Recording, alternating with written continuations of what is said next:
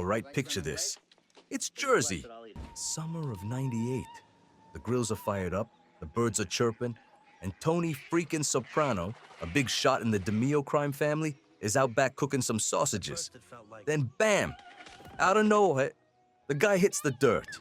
Goes down like a sack of bricks right there by the pool. His neighbor, Dr. Bruce Cusimano, nice enough guy, a little too proud of his golf game, checks him out. Can't find nothing wrong. Heart's fine, blood's fine. So what's the deal? Turns out our tough guy Tony Soprano's got panic attacks. Yeah, panic attacks. Cusimano sends him to see this shrink, Dr. Jennifer Melfi. Now Tony walks in like he owns the joint. All attitude, no trust. He's sitting there breaking her chops about psychiatry, but Melfi's good. Cool, calm, doesn't flinch. So Tony starts talking. He's stressing over business, the whole operation. Says he feels like he came in at the end of something. That's vintage Tony. Half philosopher, half mob boss. Then he starts going on about these ducks that landed in his pool. Yeah, ducks. He fed them every day, watched them swim around like it was therapy. And when they flew away, just like that, boom, the guy breaks down. At home, things ain't any easier. His daughter Meadow's hanging around with this bad influence kid, Hunter. Carmela, Tony's wife. She's got opinions. Lots of opinions. And Tony's mother, Livia? Forget about it. Miserable old lady who hates everybody but still expects the world. Meanwhile, Tony's trying to break in his nephew, Christopher Moltisanti, a kid with too much ambition and not enough brains. They shake down this gambler, Mafia, over coffee. Sure, Tony, coffee. So the shrink's listening, taking notes, playing it cool.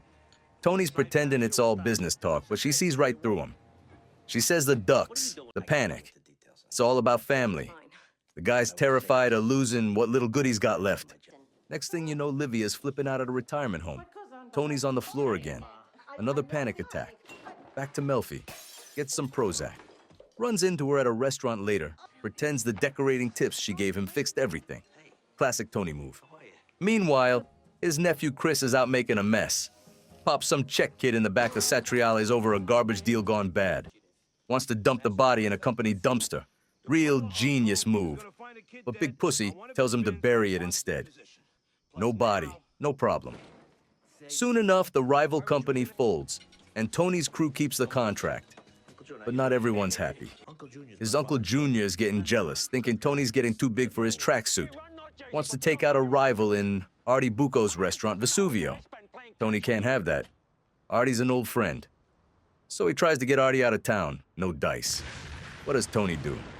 Blows up the whole damn restaurant accidentally. Insurance money, clean slate, friendship saved. Kind of. Then comes his kid's birthday party. Everybody's laughing, drinking, eating. Tony's playing nice with Artie. Chris is sulking because nobody's praising him enough. Then he starts talking about writing a movie about the mob life. And Tony snaps. Don't even think about it, he tells him. Then just like that, it's over. Big hug. Smiles all around. That's Tony. Storms and sunshine in the same breath. And in the middle of all this, Junior's riding shotgun with Livia, venting about how his nephew's disrespecting him. She don't say much, just gives him this little smirk, like she knows something's coming. Then they pull up to the party, everyone singing happy birthday, like nothing bad ever happens in Jersey. Yeah, that's how it all started. The ducks, the panic, the lies, the fire. Tony freaking Soprano, a man trying to keep his head above water while the world around him keeps sinking. All right, here we go. Picture it like you're sitting at the Bing, drink in hand, lights low, and I'm telling you this over the sound of bad karaoke and slot machines humming in the back. So, Chris Moltisanti and his buddy Brendan Filone, two young, hungry punks trying to make their bones, start thinking they're big-time earners. They start hijacking trucks from this outfit called Calmly Trucking. First score? A bunch of DVD players. Remember, this is the late 90s. DVD players were like gold. They even smacked the driver around a bit, with his permission, so the guy don't look like he's in on it. Real considerate, right? They roll up to the Bada Bing all proud of themselves, handing off the hall to Tony, Silvio, and Paulie. And let me tell you, Tony ain't impressed. The guy looks at Brendan like he just tracked mud onto his Persian rug. He pulls Chris aside and says, "Hey, maybe cooler hanging around that meth head." Now here's the problem. Comley Trucking's been paying Junior Soprano protection money since Disco was king. So when these two knuckleheads start hijacking his trucks, Junior blows a gasket. There's a sit-down, Tony, Junior, and Jackie Apral, the acting boss. Junior's going on about respect, restitution, and how Chris and Brendan are acting like loose cannons. Jackie's sitting there looking tired. Poor guy's dying of cancer, and already thinking about who's taking over when he's gone. Afterwards, Junior's still griping about Tony disrespecting his mother, Livia, while Tony's chatting it up with Junior's driver, Mikey Palmas, a weasel with a bad haircut and a worse attitude. Tony calls Chris into Satriales to deliver the message. Chris, feeling all underappreciated, starts complaining that he should have been made by now after all he's done. Tony tells him, "You want that button? Start acting like a man, not a baby." Brendan tries to back his boy up, but ends up insulting Jackie. Big mistake. Tony tosses him out of the room like yesterday's trash. Then he slaps a $15,000 tax on Chris to pay off Junior. And of course, Tony keeps a little taste for himself. Brendan's fuming. He figures Tony's robbing them blind and they're out of cash for drugs. So he plans another hit. A truck full of Italian suits this time. Chris, for once, grows a conscience and says he's sitting this one out. Brendan, wired out of his mind, goes anyway with two street guys, Antoine and Special K. And wouldn't you know it, the whole thing goes sideways. Special K drops his gun, it goes off, ricochets, and kills the poor truck driver. Total chaos. They bolt. Brendan's left screaming in the dark, realizing he just crossed the line you don't come back from. Tony gets word, and now he's got to clean it up. He makes Chris and Brendan return the truck and pay Junior more restitution, but not before he and the boys snag a few of those suits for themselves. Business is business. Meanwhile, Tony's got other headaches. His son's teacher's car gets stolen, so he sends Paulie, Walnuts, and Big Pussy to handle it. They track down the punks who took it, but the car's already been chopped to pieces. So what do? They steal another one just like it. Drop it off at the school, paint's still wet, keys don't fit. Teacher's standing there all confused, while AJ's bragging his old man's a hero. Then there's Tony's mother, Livia. Jesus, the woman's a black hole of misery. She sets her kitchen on fire because she forgets she's cooking. And when Carmela says maybe she should live somewhere with help, maybe even move in with him, Livia bites her head off. Tony hires a nurse to watch her, but Livia drives her off too, calling her a thief and making racist cracks. Then she runs over her friend backing out of the driveway. So now the doctors say she can't live alone. Tony moves her into Green Grove, a fancy retirement community which of course she hates. While packing her stuff, Tony gets hit with another panic attack. Drops like a stone. In therapy, he's talking about his mother feeling guilty, blaming Carmela, the whole 9 yards.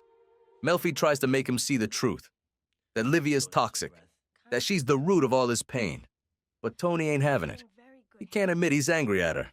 Can't even let himself say it. Melfi pushes and he storms out. And then you got poor Georgie, the bartender at the Bing, screwing up the phone system. Can't tell if he's talking to a person or a recording. Tony snaps, grabs the receiver, and beats him with it. Melfi said he'd displace his anger if he didn't face it. And wouldn't you know it, the doc was right. So yeah, hijacked trucks, family drama, dead drivers, and an old lady who could drive a saint to murder. Just another week in the life of Tony freaking Soprano. All right, now listen to this one. It's when things start heating up in Jersey. You got Christopher and Brendan still trying to stay on Tony's good side after that whole truck mess. They finally do what they promised. Return one of the stolen Comley trucks. No funny business. But Junior Soprano? Nah, he ain't satisfied. To him, respect's like oxygen, and these two kids just polluted his air. So Junior's sitting down to dinner with his pitbull of a driver, Mikey Palmas. They're talking about what to do with Chris and Brendan. Mikey, always itching to spill some blood, says they gotta make an example. Junior hesitates for about 5 seconds, then decides he'll think about it, which in mob speak means somebody's screwed. Meanwhile, Tony's got his own circus going on. Silvio comes to him with this Hasidic guy, Shlomo Titelman. Old man owns a nice little semi-luxury motel. Good cash flow, solid operation. Problem is, his son-in-law Ariel beats his daughter and wants a bigger cut of the business.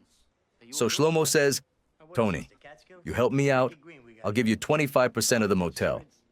Nice and clean, right? Except Hesh, Tony's old man's Jewish buddy, Dalte, tells him, don't deal with Hasidics, Tone. They're tougher negotiators than you are. Tony ignores him, of course. So Paulie and Silvio go rough up this aerial guy at the motel.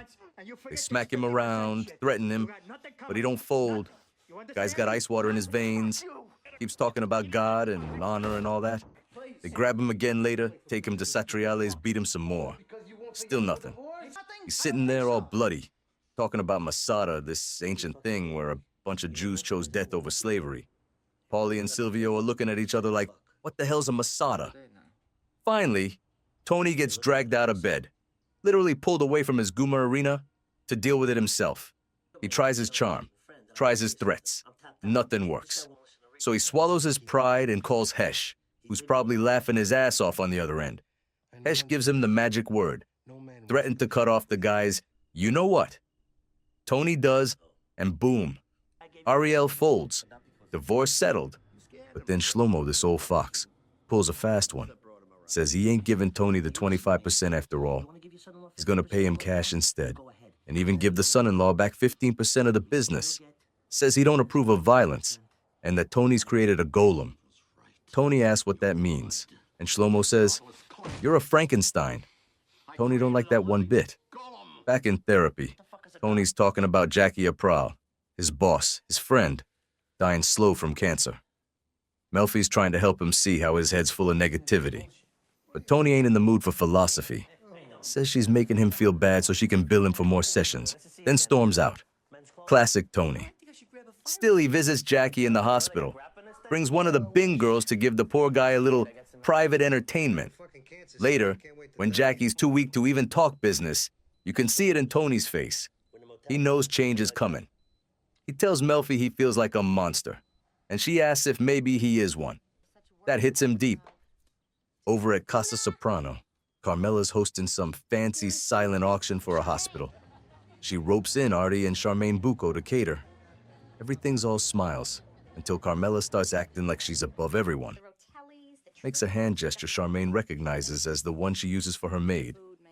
That burns her up. Later that night, Charmaine drops the bomb. Tells Carmela she and Tony hooked up back in the day, before Carmela and Tony were married. Then she adds, I'm glad I married Artie. Boom. One uppercut of pure Jersey truth. While all that's going on, Meadow and her friend Hunter are stressing over SATS and choir practice. Both on the same day. They're running on fumes. So what do? They go to Christopher. Yeah, that Christopher. They ask for some speed. Chris knows if Tony finds out he gave drugs to his daughter, he's a dead man. But he figures, hey, better me than some junkie on Jefferson Avenue. He gives him the pills, but swears it's a one-time thing. Then, you got Junior paying a visit to Livia at Green Grove. He's venting about the disrespect from those two punks, Chris and Brendan. And Livia, oh, she's smooth. Starts talking about how much she and Tony love Christopher, like he's family. Then she says, real casual, maybe just give him a talking to. But Brendan, I don't know. Junior looks at her, really looks at her, and realizes this sweet old lady's got ice in her veins. Compliments her for her ruthlessness. She shrugs it off, pretending she's just a babbling idiot. Sure, Ma. Sure. So the talking to. Chris gets snatched by two Russians. They fake execute him, tie him up, click an empty gun to his head, leave him sitting there humiliated and covered in fear, and other stuff. Brendan? Not so lucky. He's sitting in his tub smoking, thinking he's untouchable. And bang. One bullet through the eye, courtesy of Mikey Palmas. Junior watches from the doorway, quiet as death. And as all this goes down, Meadow's choir is singing all through the night. Sweet voices, peaceful music, cut against the violence like poetry. Just like that scene in, The Godfather with the baptism. Tony Soprano's world, where life, death, and business all happen at the same damn time. All right, picture this. Tony Soprano, big man of the neighborhood, boss in everything but name, sitting in that shrink's office sweating bullets. Not from guilt, but from paranoia. He's starting to think the walls got ears. That any day now, One of his guys is gonna see him walking out of Dr. Melfi's office and start asking questions. One day he's leaving her suite and boom, there's Silvio freaking Dante right across the hall at the dentist. Tony damn near jumps out of his skin. He acts casual, but inside, he's thinking, Jesus Christ. If Silvio finds out I'm seeing a shrink, I might as well paint a target on my back. But here's the thing. Tony can't quit. Because somewhere between all the head games and the heartburn, he's catching feelings for Melfi. Yeah, feelings. He's sitting there talking about panic attacks and his mother, but he's really just staring at her lips, thinking things no mob boss should be thinking about his psychiatrist. And since Tony Soprano never does half of anything, he sends one of his crooked detectives, Vin Makazian, to Taylor, just to, make sure she's safe. Only Makazian gets the wrong idea. Figures she's Tony's side piece. So when he sees her out on a date with some poor schmuck, he flips. Pulls him over, says they crossed the double yellow, runs a sobriety test, then beats the guy senseless right in front of her. Tells her, "You got prime rib at home and you're going out for hamburger?" Real poetic, right? When Tony hears about it, he's half furious, half flattered. He starts thinking maybe this thing with Melfi's gone too far. Maybe he should quit. But Carmela, God love her, tells him he has to keep going.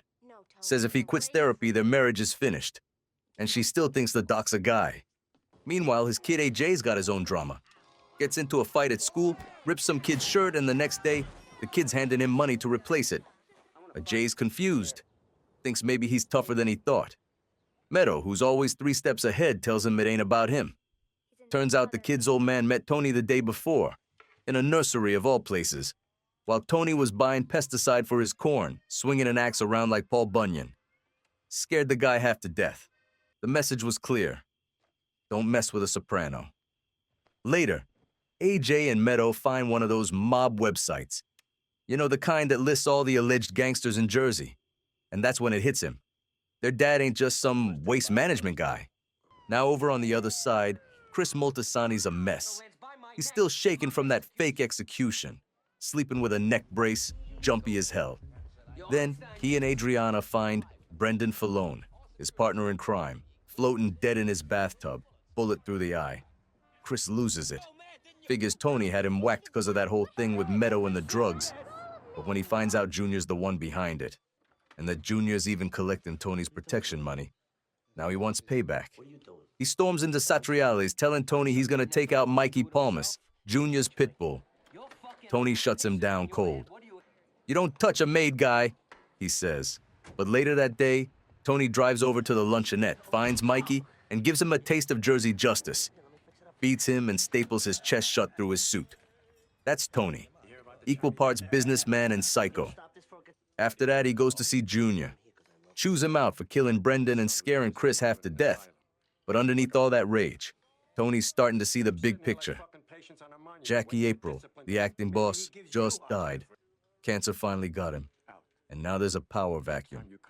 Everybody's looking to Tony, but he don't want to start a war with his uncle. So he gets this idea, courtesy of Dr. Melfi, of all people. She's talking about how old folks need the illusion of control.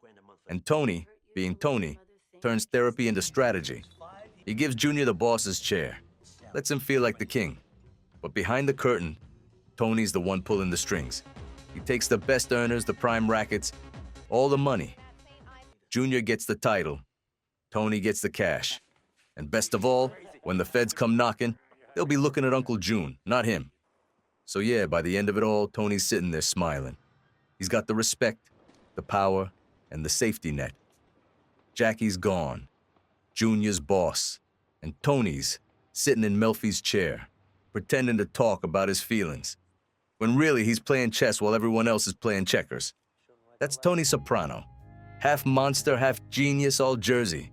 Tony Soprano takes his daughter Meadow on a little father-daughter road trip up to Maine. College tours, the whole wholesome act. But with Tony, nothing ever stays clean for long. First stop, Bates College. Meadow cracks a joke about the school's open-minded student body, and Tony just grins, pretending not to picture any of it. They're cruising through the woods of New England, the kind of quiet that makes Tony nervous when Meadow drops it, right out of nowhere. "Are you in the Mafia?" Tony almost drives off the road. His gut reaction? Deny, deny, deny. But Meadow, as sharp as a razor, ain't buying it. So he exhales, half a sigh, half a confession, and tells her, yeah, some of his money comes from gambling and stuff like that. Not the full truth, just enough to scratch the surface. Then she hits back, says she took speed to study for the SATs. Tony explodes, old school Italian father mode. She's caught off guard, thought he'd take it better after his own little confession. But Tony's pride don't run on logic. After the shouting dies down, they both sort of ease off. Two liars being honest for once. It's ugly, but it's real. They let it drop, hit the road again. But Maine's got ghosts and Tony's about to run into one.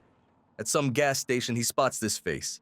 Familiar, wrong, out of place. Febby Petrulio. Used to be one of theirs. A rat. Turned on the family and disappeared into witness protection. Now he's here, pumping gas in the middle of nowhere like a regular Joe. Tony's whole body locks up. Meadow sees it, doesn't get it, but she feels something's off. Next thing she knows, her old man's chasing a car through oncoming traffic like a man possessed. Tony calls Chris. The kid checks the records. Febby Petrulio's now Frederick Peters. No doubt about it. Tony's got that look now. Cold, focused, the look of a man who's about to handle business. He drops Meadow off at some college bar. Tells her to grab a soda and meet people, like nothing's wrong. Then tracks down Febby. He finds him in his office, spots this little bust of Ronald Reagan, same kind of thing Febby used to carve in the joint. That's all the proof he needs. Problem is, Febby's clocked him too. He's armed, trailing Tony and Meadow back to their motel. He's got the gun, the chance, the motive. But two old geezers outside are talking about birdwatching or something, and he hesitates. Bad move. Next morning, Tony drops Meadow for her interview at Colby. Then he goes back to settle the score. Waits in the shadows. Febby shows up, tries to talk his way out, says he's got a family, says he's changed. Tony don't care. He wraps a wire around the guy's neck and pulls. Febby kicks, gurgles, dies right there in the crisp Maine air. One less rat in the world. Later, driving through the pines, Tony feels the silence heavy again. Meadow's talking colleges, but Tony's mind's somewhere else. Then he sees it. A quote on the wall at Bowdoin. No man can wear one face to himself and another to the multitude without getting bewildered as to which one may be true. Tony just stares. For a second, he almost looks lost. Back home, Jersey side, Carmela's down with the flu. A Jay's offered a sleepover, so when Father Phil drops by, it's just the two of them. They've got baked ziti, wine, the remains of the day playing on TV. Then the phone rings. It's Dr. Melfi's office. The doc's rescheduling Tony's appointment. Only now Carmela finds out. The shrink's a woman. So Carmela starts spilling her guts. The fear, the guilt, the loneliness of being married to Tony Soprano. Father Phil's eating it up. The wine, the tears, the confessions. Until she's looking at him like maybe, just maybe, she'll finally cross that line. But then his stomach betrays him. Too much Chianti. Not enough Holy Spirit. He pukes instead of sins. Sleeps it off on the couch like a sinner who chickened out. Next morning, Tony and Meadow come home. Road-weary, quiet. The kind of quiet that says something dark happened somewhere along the way. Tony asks Carmela what she did all night. She tells him, Ziti, a priest, and oh, by the way, she knows his psychiatrist is a woman. The look on Tony's face? Pure panic. The kind only a man living double lives could wear. So after all the waiting, after all the whispers and the sit-downs, a soprano finally takes the top seat. But it ain't Tony. It's his Uncle Junior. Yeah, that Uncle Junior. The one who still eats dinner at 5 and complains about how nobody respects the old ways. And now the thing is, Junior's got the title, the official boss of the DeMille crime family. But everyone knows the real power sits a few chairs down in Tony's hands. See, Tony's smart. He let the old man have the crown. Figured he could run the family from the shadows while Uncle June took the heat. No stress, no subpoenas, no sleepless nights. At least, that was the plan.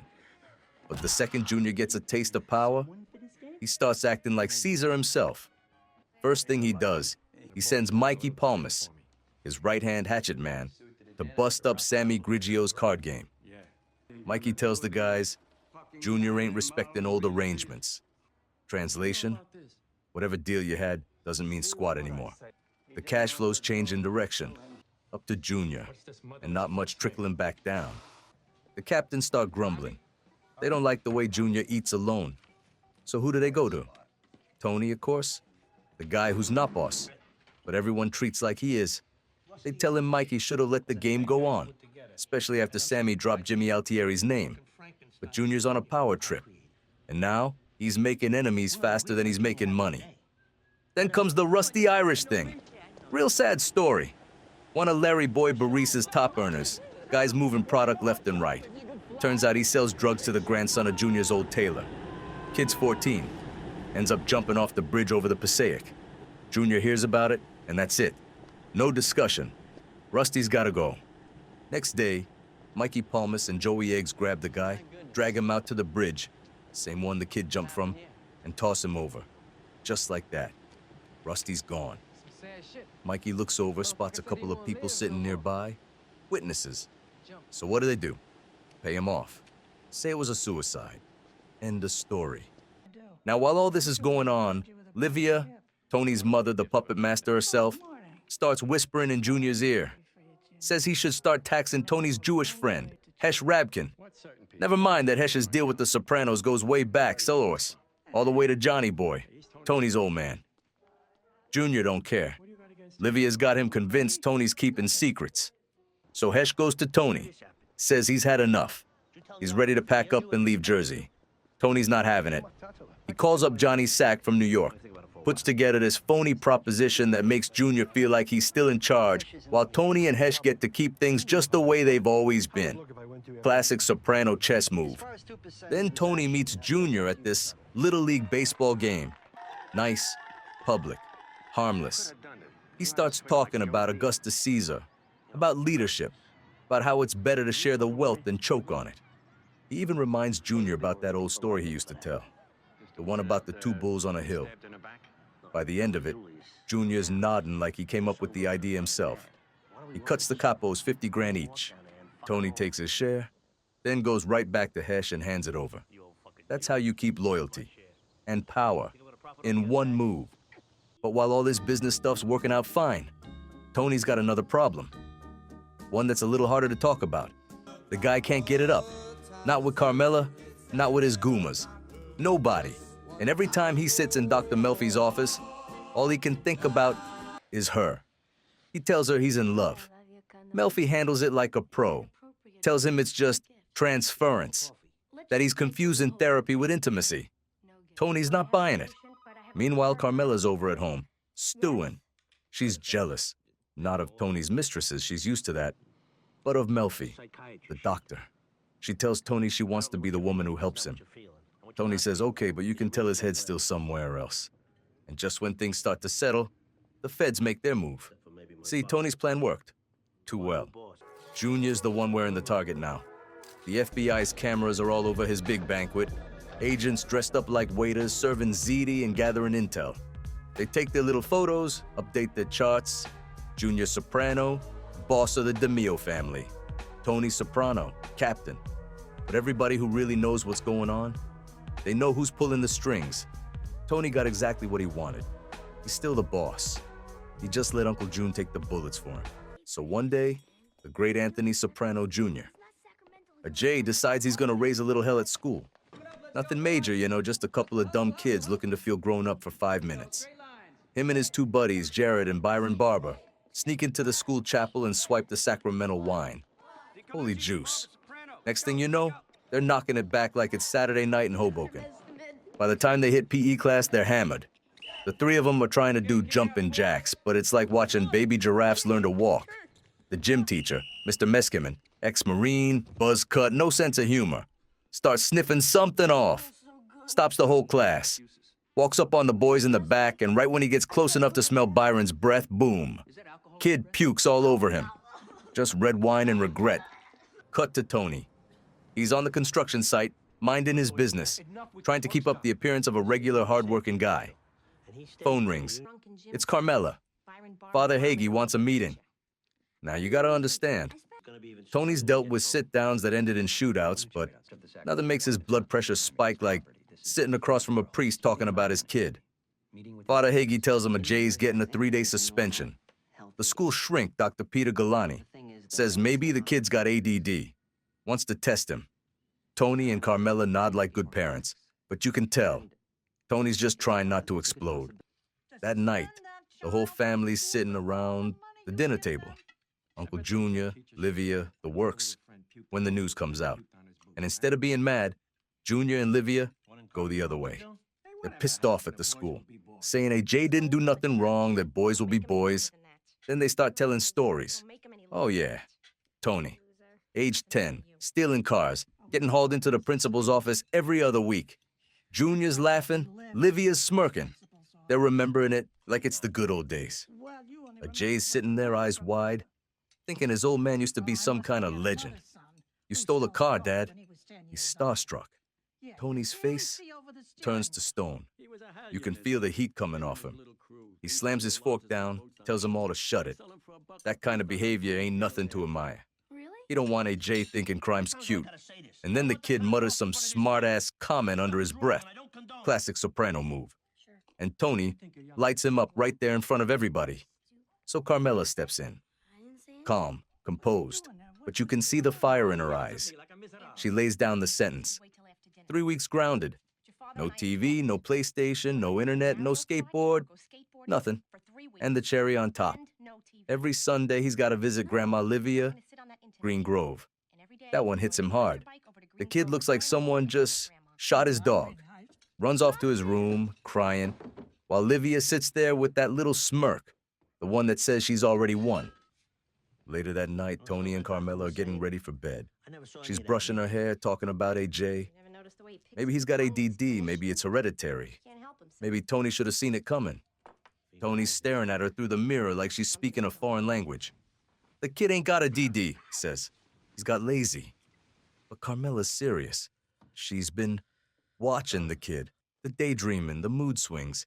She's worried. Then she shifts gears, starts talking about Meadow, how she's been acting strange lately. And Tony just sighs. You can tell, he'd rather face down a dozen FBI agents than deal with his own kids. It starts at Larry Boy Barise's daughter's wedding, a big fancy Italian affair. The band's playing, the wine's flowing, and all the maid guys are in their Sunday best, kissing cheeks and talking business between courses. But then Larry leans in with a face like death and drops the bomb. He's got a source in the bureau, some guy named Leon, and the feds are about to hand down indictments on the Jersey crew. That's all anyone needs to hear. Junior and Tony look at each other, real serious, and tell the captains, spring cleaning. That's mob speak for. Get rid of everything before the feds kick down the door. Suddenly, this wedding, this nice, respectable family moment, turns into a goddamn exodus. Capos start scooping up their wives and kids, whispering excuses, rushing for the exits. Plates of rigatoni still steaming on the tables. Cake untouched. The bride standing there crying as her guests scatter like rats off a ship. Tony and Carmela get home, and it's all business. They're moving fast, grabbing guns, stacks of cash, anything that might make the feds curious. Carmela's nervous. Tony's focused. He hides the cash and the heat in Livia's room at Green Grove. Nobody's searching an old lady's nightstand. But then he starts asking for her jewelry. Carmela freezes. What do you mean, my jewelry? Tony says he doesn't have receipts. The feds will take anything they can't trace. Then he asks for her engagement ring. That's where she draws the line. He lets her keep it, but you can tell. She's shaken. Meanwhile, Meadow and AJ are watching from the stairs, wide-eyed. Their parents are moving like criminals in a heist movie. Across town, Tony's guys are doing the same thing. Pussy and his wife tossing papers into the grill, smoke rising over the neighborhood. Silvio's at the Bing with Christopher and Georgie, crawling through the bathroom looking for bugs. The whole crew's on edge. All that money, all that blood. It's like the ghosts are coming to collect. Next day, Tony sits in therapy with Dr. Melfi. He tells her real casual that he might miss his next appointment. Might be going on vacation. She knows what that means. She's seen the news. At home, Melfi's ex-husband's going off about her Italian patient. He don't know it's Tony, but he's ranting about mobsters making Italians look bad. Says she should drop the guy, but she can't. She's too deep now. Tony's her white whale. Sure enough, Tony misses his next session. The reason? He's in handcuffs. The FBI's at his house, led by Agent Dwight Harris. They've got a warrant, and Tony's playing it cool, letting them do their job, until one of the agents, some guy named Frank Grasso, breaks a glass bowl. Tony clocks the name, hears the accent, and snaps. Figures, a fucking Italian. Carmela refuses to clean it up, so Harris makes Grasso sweep it himself. The family ends up eating Chinese takeout while the feds tear their house apart. Tony's fuming, complaining that Italians get singled out, starting in about Michelangelo and Antonio Mucci. A J chimes in that Alexander Graham Bell invented the telephone. Tony shoots back, bullshit. Mucci was first. That's Tony. Under investigation, still arguing about history. Next time he sees Melfi, she charges him for the missed session. That sets him off. He throws cash at her, storms out. He's angry, humiliated, but you can tell. He'll be back. Meanwhile, Christopher's losing it. He's having nightmares about the first guy he ever whacked, Emil Kohler. He drags poor Georgie out in the middle of the night to dig up the body, trying to quiet the guilt that won't shut up. But that ain't his only problem. He's still working on that screenplay, his big Hollywood dream, and he can't figure out the story arc. Says nothing important's happened in his life yet. The irony's thicker than blood. So one day he's at a bakery, waiting forever for a guy to serve him, and something just snaps. He pulls his piece and shoots the clerk right in the foot, just to make a point. That's Chris, trying to find meaning in life one bad decision at a time. Then Junior drops in on Livia. Big mistake. She starts talking and lets slip that Tony's been seeing a psychiatrist. Junior's eyes go wide. A boss in therapy. That's like leaving your confession taped to an FBI voicemail. Tony, meanwhile, tries to reach out to Chris. Tells him to talk about his feelings. Maybe even see somebody. Chris looks at him like he's nuts. Feelings. In this life, forget about it. Next day, Chris gets a call from his ma. His name's in the paper connected to a Mafia story. She's upset, but he's thrilled. Finally, he's somebody. He drives to the newsstand, grabs every paper in sight, tosses them in the car, and speeds off grinning like a kid who just saw his name in lights. Thing is, in this world, that kind of fame don't end with applause. It ends with a bullet. All right, so picture this. The sun's out, the field's packed, and all the suburban dads are on the sidelines pretending they're watching the World Cup. And at the center of it all, Don Hauser, Meadow Soprano's soccer coach. This guy's like Lombardi with a whistle.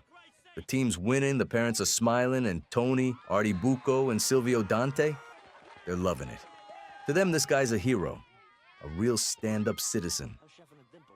After a big win, they invite him down to the Bada Bing for a few drinks. You know, a little thank you for making their daughters champions. Hauser fits right in, taking shots with wise guys like he's known them forever. The guy's on top of the world.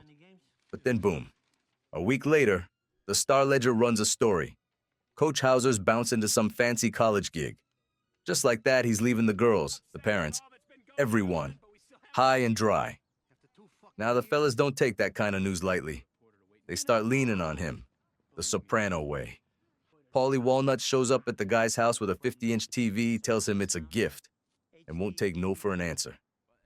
Christopher finds the coach's missing dog, probably the same one he snatched himself, and brings it back, wagging its tail like nothing happened.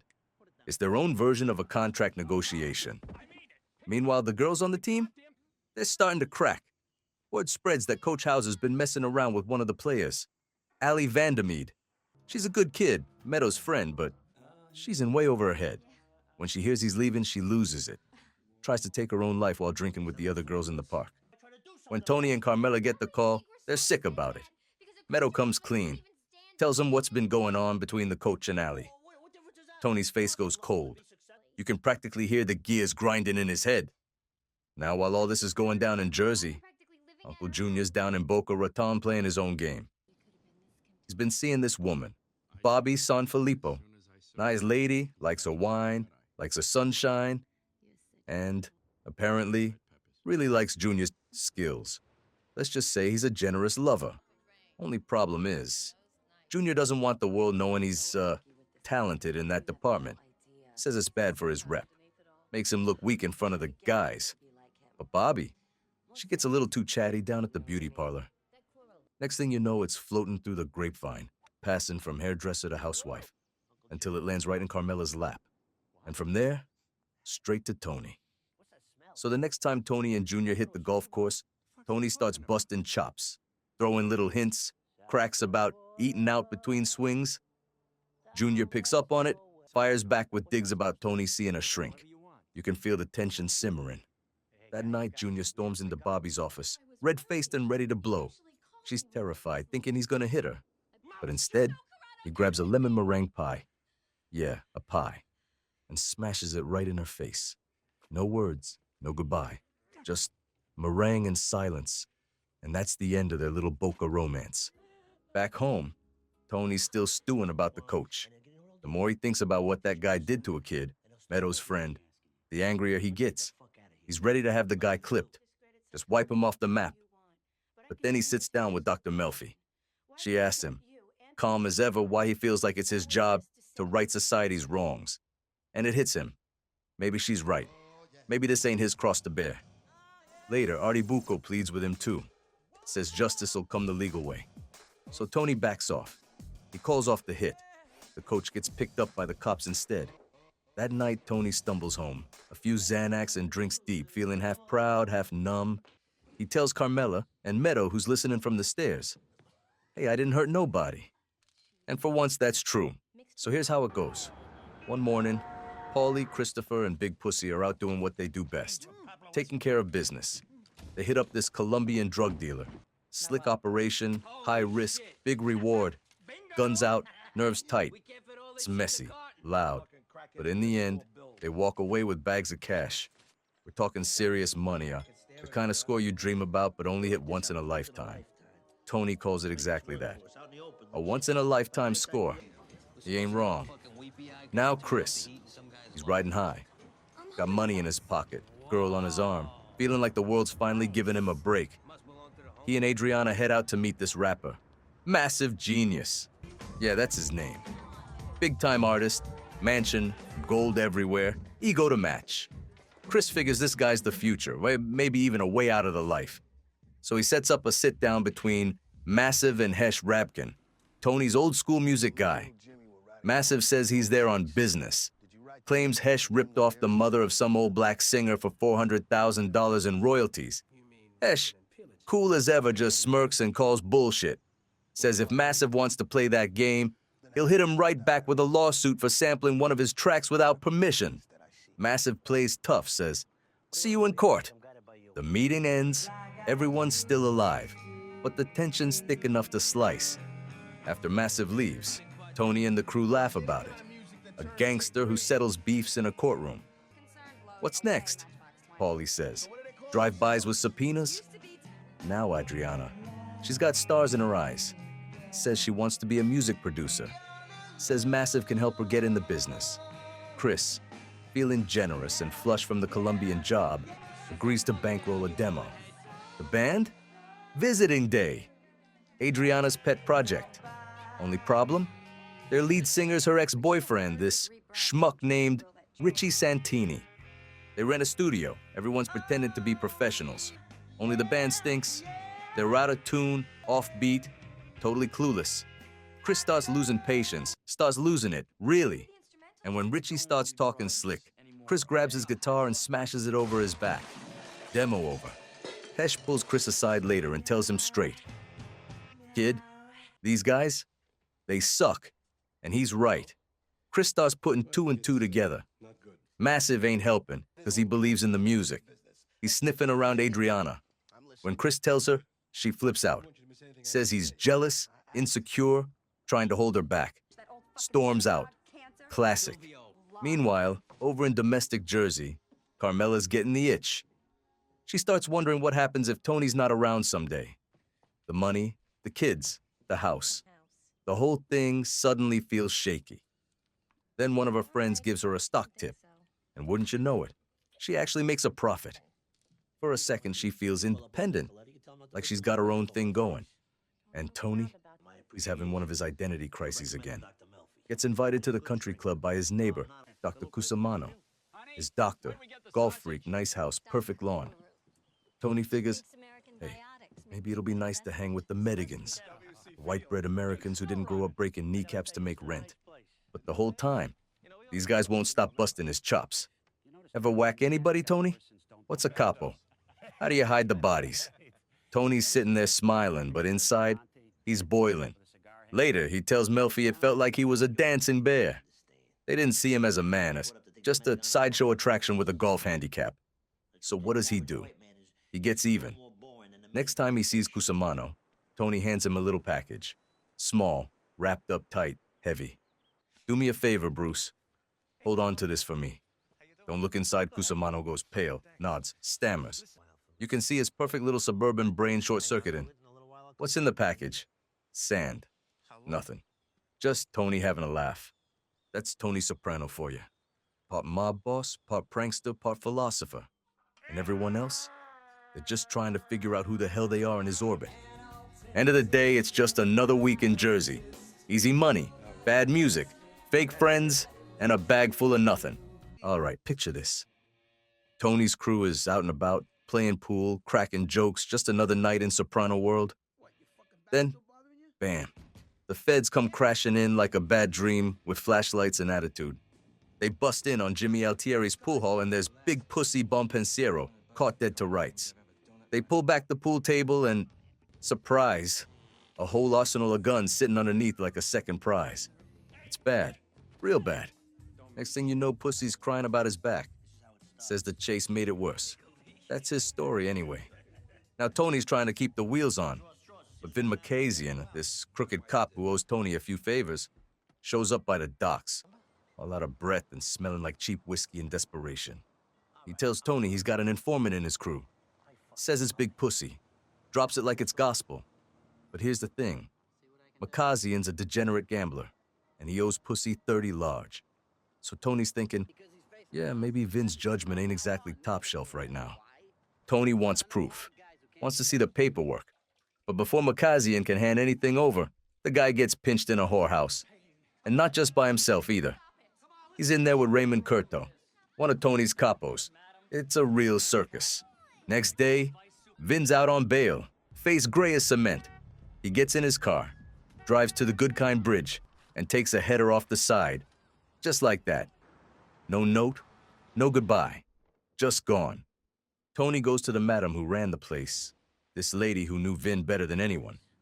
And she tells him Vin looked up to him. Said Tony was one of the few guys who treated him like a person.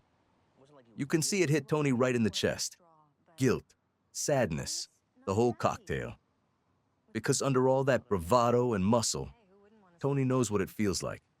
That darkness, that weight. Vin jumped off a bridge, and Tony can't help but see himself in that fall. Meanwhile, Pussy's back home, literally, nursing his bad back, dodging calls, and not doing his collections. Tony tries to talk to him, says, you got friends, you got options, but he can't shake the thought. Maybe the guy's wearing a wire. So he sends Paulie Walnuts to check things out, but tells him, don't touch him, unless you see the wire. Paulie takes Pussy to a steam room. Perfect setup. But Pussy won't take his towel off. Says the doctor told him no heat. Bad for the blood pressure. Paulie don't buy it. But what can he do? Tony even brings it up with Melfi in therapy. Says his friend's got all these physical problems. She looks at him like she sees right through it. Tells him, maybe it's all in the guy's head. Maybe the guilt's eating him alive. Then, out of nowhere, Jimmy Altieri, the guy who got busted with Pussy, shows up at Tony's house. Too many questions, talking too fast, eyes darting around. Tony's radar lights up like Times Square. He starts thinking, wait a minute, maybe it's Jimmy. He tells Paulie and Silvio. It's not Pussy. It's Jimmy. Paulie's relieved. Says he didn't touch Pussy, and anyway, Pussy's disappeared. Just gone. While all this paranoia's bubbling in Tony's world over in the other corner of Jersey, Uncle Junior's getting his own ideas. He's sitting with Livia. Tony's mother, the queen of manipulation. And she drops a little poison in his ear. Says Tony and the other capos are having secret meetings at Green Grove, that retirement home she hates so much. Junior takes the bait, starts seeing plots everywhere. He's still sore about Tony embarrassing him over that whole pie-in-the-face thing with Bobby. Still humiliated, still angry about how Tony treats him since Jackie April died. So, with Mikey Palmas and Chucky Signore whispering in his ear, Junior makes a call. He's gonna have Tony whacked. And maybe that's the saddest part of all.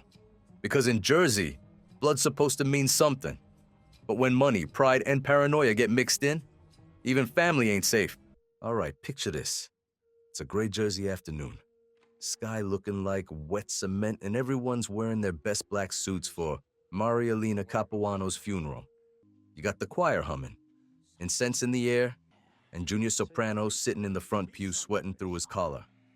See, the old man's got something heavy on his chest. He just put out a hit on his own nephew. Now, normally, Junior's the type who keeps his cool. But that day, he's jumpy, hands shaking a little, eyes darting around like he's expecting Tony to pop up behind the casket. It's funny. You can order a man's death, but waiting for it to happen? That's what really eats you alive. Meanwhile, Tony's slipping further into his own head. He's been taking these lithium pills, trying to get his brain chemistry in order. But instead, he's starting to drift. Then one day, he sees her. Isabella. Beautiful, mysterious, the kind of woman who don't belong in a Jersey cul-de-sac. She's in the Cusamanos garden next door, says she's a foreign exchange student from Italy. Tony's mesmerized. The way she talks about Avellino, his family's hometown. It's like she's singing him back to a place he's never even been. Next thing you know, he's taking her to lunch, sitting there with this soft smile on his face like he's 15 again. And in his head, he's seeing her holding a baby named Antonio. She's breastfeeding it, all this warm Italian sunlight around her. It's peaceful, beautiful, the kind of peace Tony Soprano don't ever really get in this life. But while Tony's lost in his dream, Junior's making moves. He gives the nod to have Tony clipped. Two hitters, Rasheen Ray and William Petit Claiborne, get the contract through this lowlife named Donnie Pajuana. The plan's simple. Wait for Tony at a newsstand he hits every week, take him out clean. Only problem, Tony's got his own routine. He stops at a donut shop next door, then slips out the back to go see Dr. Melfi. And as fate would have it, Christopher, paranoid and loyal in equal measure, follows Tony that day. He pulls up right in front of the hitmen blocking their shot without even knowing it. Whole thing falls apart before it starts. Later, Donnie makes the mistake of cracking a joke about Tony's mother ordering the hit. Junior don't like that one bit.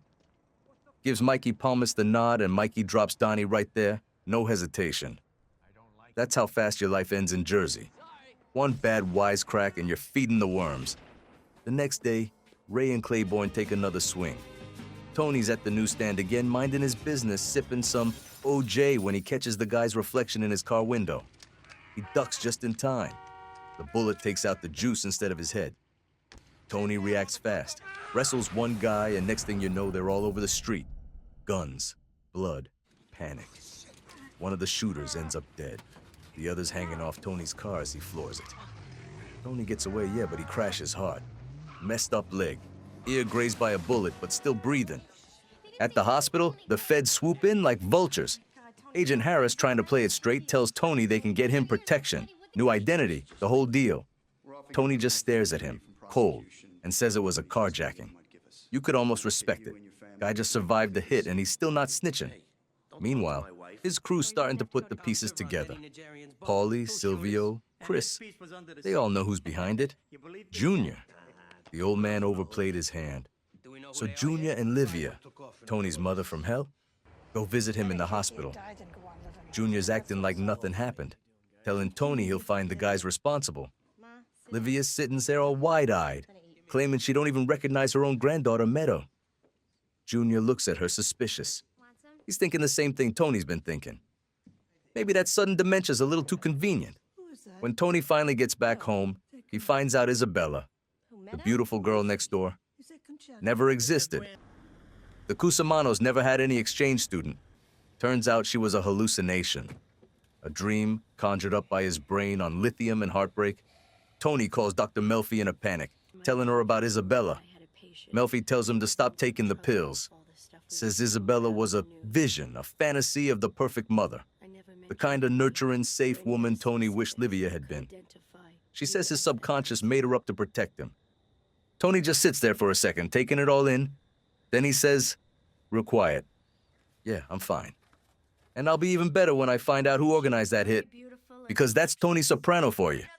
Even when he's losing his mind, he's still got the instincts of a predator. You can drug him, you can break him, you can shoot him in the ear, but the guy don't forget. And when he figures out who came for him, God help whoever it was." All right, picture this. Jersey summer night, the air thick with tension, and everyone knows the storm's about to hit. The kind that don't come from the sky, if you know what I mean. Junior Soprano, sitting at the head of the table with his capos, gives the nod. Jimmy Altieri's gotta go. They think he's the rat, the guy talking to the feds. No ceremony, no trial. Just bang, bang, and he's gone. So Chris takes Jimmy to this cheap hotel, saying they're just talking business. Jimmy's laughing, cracking jokes, thinking he's still part of the family. Then Silvio steps out of the shadows, stone cold, no hesitation. "You're a rat," he says. "Pop one shot." Just like that. They dump Jimmy's body in public with a dead rat shoved in his mouth, just to make sure the message sticks. Cut to later that night. Quiet in the Soprano house. Livia drops by. Meadow's hanging with her boyfriend, and AJ? Well, let's just say the kid's busy discovering himself upstairs. Typical Jersey family evening. Meanwhile, Tony's losing it in therapy. Dr. Melfi starts talking about his dream. That Italian woman, Isabella, says it's his subconscious trying to warn him about Livia. That maybe, just maybe, his mother was in on the plan to have him killed. Tony snaps. He gets up, eyes full of rage, and tells her he's done. With therapy. With her with all of it. Melfi's scared now. Soon as he storms out, she locks the door behind him. You can almost feel her heart pounding through the glass. Life goes on in Jersey, though. Carmela's having lunch with Rosalie at Artie Bucco's new joint, Nuovo Vesuvio. Father Phil swings by talking about how Rosalie gave him Jackie April's Rolex like it's communion wafers or something. Meanwhile, Tony's meeting with the feds, Harris, Grasso, Cubitoso, and they play him a tape. Junior and Livia talking about Tony, about his therapy, about killing him. You can see it in his face, that moment when love turns to hate. And just when you think it can't get worse, Livia goes and tells Artie that Tony burned down his restaurant, the one that's been in his family for generations. Artie shows up outside Satriale's with a rifle looking like a man who's lost his mind. Tony swears on his mother, that he didn't do it. Says Livia's senile, confused. Artie don't buy it. He drives off furious, leaving Tony there in the street, looking like he just swallowed glass. Back at the Bing, Tony gathers his guys. Paulie, Silvio, Christopher. He tells them straight. It was Junior. The old man tried to have him clipped. So now they gotta move quiet. Chucky Signore's first on the list. Tony and Silvio find Chucky down by the docks getting his boat ready. They start talking about fishing, laughing, real casual. Tony's got this big fish in his hand, showing it off, and suddenly, bam. He pulls a gun right out of the fish's mouth and drops Chucky on the spot. Beautiful move. Old school. They chain him up with cement blocks and dump him into the Atlantic. Jersey style. But underneath it all, Tony's broken. He goes back to Melfi, apologizing for losing his temper. Tells her she's got to skip town for a while. That things are about to get messy. She tries talking sense into him, but he tells her straight. You're involved, whether you like it or not. That's Tony. Even when he's trying to protect you, it sounds like a threat. Later, Tony opens up to the guys at the Bing, tells them he's been seeing a shrink.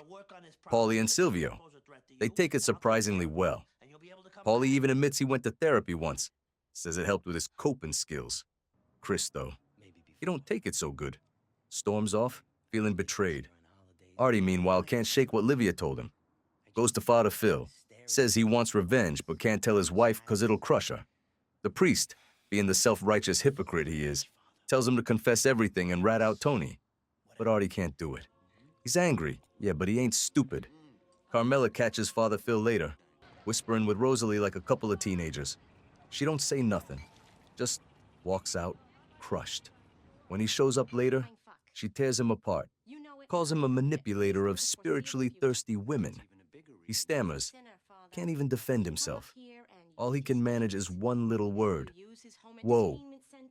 Then there's Mikey Palmas, Junior's lapdog, out for a jog in the morning, sweating, humming to himself. Paulie and Chris catch up to him. Mikey runs into the woods screaming, but there's nowhere to go. Chris shoots him in the leg and Paulie empties the clip. Brendan says hi. Chris sneers. That's how beef gets settled in this world. Fast, final, and personal. Before they can get to Junior, though, the feds swoop in. They round up the whole crew. Junior, Larry Boy, Pepe Sasso, 13 of them. Tony's name don't come up. He's clean on this one. Junior gets offered a deal. Give up Tony as the real boss. But the old man's stubborn, won't talk. So they throw him in federal lockup. Tony's got one more stop to make. Green Grove. He's done holding back. Walks into Livia's room with murder in his eyes and a pillow in his hands. He's ready to end it. But the nurse comes running. Says Livia's had a stroke. They wheel her out on a gurney. Tony's standing there shaking, staring her down. I know what you did, he growls. And maybe she can't talk. Maybe she can't move. But Tony swears he sees her smile. That twisted, satisfied grin. It's the last straw. He loses it, thrashing at the nurses before storming out. Melfi's gone by then. Skipped town like he told her to. Tony shows up, finds only the cleaning lady. No answers. That night, rain's pouring down. Tony and his family end up at Nuovo Vesuvio, riding out the storm. Paulie, Silvio, Chris, Adriana. They're all there, trying to pretend things are normal. Tony lifts his glass, looks around the table, at his crew, his family, what's left of his world, and says, enjoy the little moments that were good. And for one split second, you believe him. Because in Jersey, that's all you ever really get. Little moments between the chaos.